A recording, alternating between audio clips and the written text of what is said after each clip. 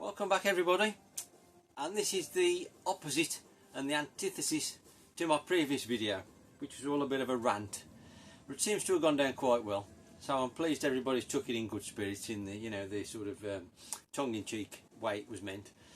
But there's so many things out there that we all hate, I'm sure. They were just a few of mine that came to mind at the time. So, almost Christmas, I thought it'd be nice to do 10 things I absolutely love about video games. And so that's what we're going to have a quick run through today.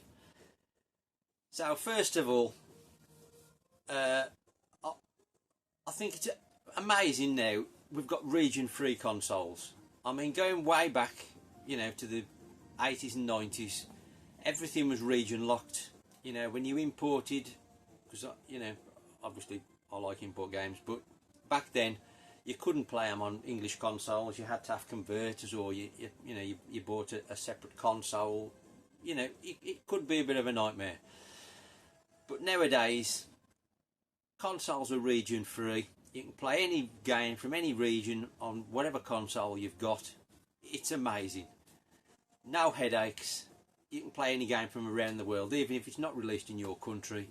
You can get it shipped over, bang it straight in your console, and away you go. And it's been like that ever since, well, the PS3 generation. Well, the Xbox 360 unfortunately region locked, but aside from that, you know, PS3, 4 onwards, Switch, Xbox One, amazing, brilliant to have them region free.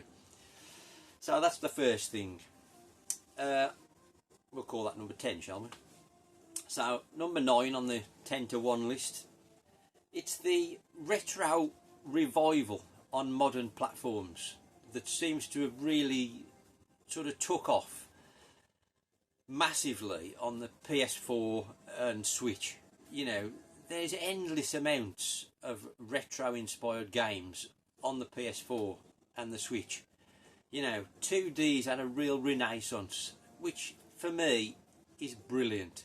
Absolutely love it. You know, 3D gaming, generally speaking, is not for me. The only area to improve was my particular favourite, which is racing games, in my opinion.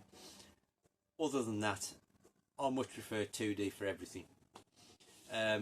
So the fact that this renaissance has happened in these past few years on sort of modern platforms, and how they are sort of remaking, you know, remastering, you know, old games and making new games in an old style for current sort of audiences. Brilliant. Long may it continue. Right, number 8, it's how you can now get modern interpretations of things from the past, but they've probably been done in a better way thanks to technology. I'm talking about, you know, like modern console sort of inspired devices which allow you to play old games but on a modern system, on a modern TV, should you want to, if you don't want to go down the original console route with like a CRT TV. In particular, you know, like the analog type devices, you know, got all these wonderful features on, which is brilliant if you don't want to be bothered with a CRT TV. Personally I do, but each to their own. But the one sort of that sticks in my mind most is what came out very recently, which is the 2600 Plus. I've never been a sort of an Atari stalwart. I never had a 2600 as a kid. I've had them since, you know, in recent years, and the quality's so bad on the picture. It's never been for me when I've tried them. But I bought a 2600 Plus, and the fact that it's now a nice picture, easily tuned into a normal TV, and it gives a nice picture. Still looks like a 2600, you know, visually. Plays all the old games. Fantastic. I love those kinds of devices. like the analog pocket, you know, the diversity that will do and play arcade cores and all different systems, and the adapters you can get for the like the analog SG for playing all the SG 1000 and the Sega Mark III cards. Fantastic devices. So again, long may that continue. Much like the mini consoles as well, I think they're brilliant. You know, it's a great sort of stepping stone into the world of retro gaming for me, and fantastic devices. Right, number 7, and it's the sort of wide availability of cheap games to download, like indie games, you know. That's obviously something that's come about in the last sort of 15-20 years since the internet's been commonplace on consoles. And you can sort of, they might not be the best quality games, but for a few quid you can try all these games out without ever leaving the house. Brilliant. And also, regarding cheap games, I love the fact that, yes, I know retro games can be mega expensive, but if you're not sort of looking for high-end stuff, you can buy cheap used games for dirt cheap, especially on like currently like the generations like the PS3, the 360, the Wii. There are some amazing games you can buy for like £1. It's absolutely brilliant to think that you can buy a whole game that was once, not so long ago, 40-50 quid, and you can now buy it for £1, and you can have loads of enjoyment with it. Amazing value for money. Right, number 6. This is a big one for me. I love the artwork of games, especially retro games, or like the hand-drawn style of art covers on like game boxes. Absolutely amazing. It's a work of art in its own, irrespective of the game. You know, a nice box can look absolutely beautiful on the shelf. It's a beautiful thing to look at. In particular, there's a golden period for me of sort of the mid-90s, I would say. For me, the greatest artwork going is Japanese Mega Drive, Japanese Super Famicom, or Super Nintendo if you like, but specifically Japanese, and to a slightly lesser extent, I think the Japanese N64 are also really nice.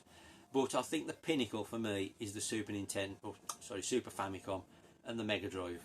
Some of the boxes for those, absolutely stunning, and it's amazing to be able to collect that now, in whatever way you can, if that floats your boat, which it certainly does mine.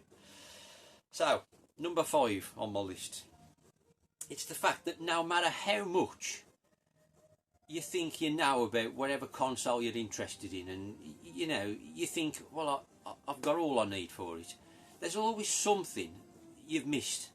There's something that'll crop up, somebody will shout in a video, or you'll read about it somewhere, and you think, how did that pass me by? I need that. I must buy that. And it's like I say, no matter how much you think you know, there's always something you learn about that you weren't aware of, and I think that's amazing. It keeps my sort of passion going in sort of collecting. It's amazing. There's always something to learn about. So we're halfway done now. I'll try and crack on. Don't want to hold you up. My number 4 item. It's nowadays how you can get sort of gaming merch for absolutely everything. You know, going back to the 80s and 90s, the sort of quantity of gaming related merch you could get was non-existent to what you can get now. Now you're falling over it for whatever franchise or game you know, series you're passionate about. You can, you know, more almost guarantee there's some kind of merch available for it, or you can get yourself a t-shirt with it on, or a hoodie, or, you know, in this day and age of the, you know, the World Wide Web and the internet, and, you know, there'll be somebody making something to enrich your life and love of whatever franchise it is that you are passionate about, and that's just amazing, the amount of stuff you can get to facilitate your collecting passion. It's fantastic. Right, number 3 on my list, and this is another quite a good one for me, because it's the fact you can now, sort of as you get older,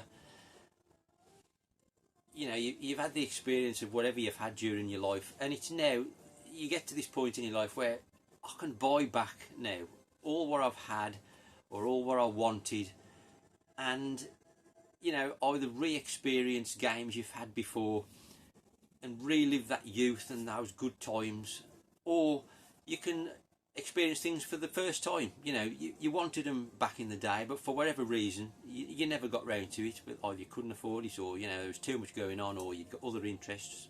Doesn't matter. Now you can replay these games and enjoy that experience all over again. And I'll throw into this sort of subject emulation. It's not for everybody, I know, but emulation can be amazing. It's another fantastic way of experiencing things you've never played before, and perhaps even things you wouldn't consider buying, because you think, well, if I've got to spend hard-earned money on it, I wouldn't buy it. But if I can try it for nothing, it's worth a go.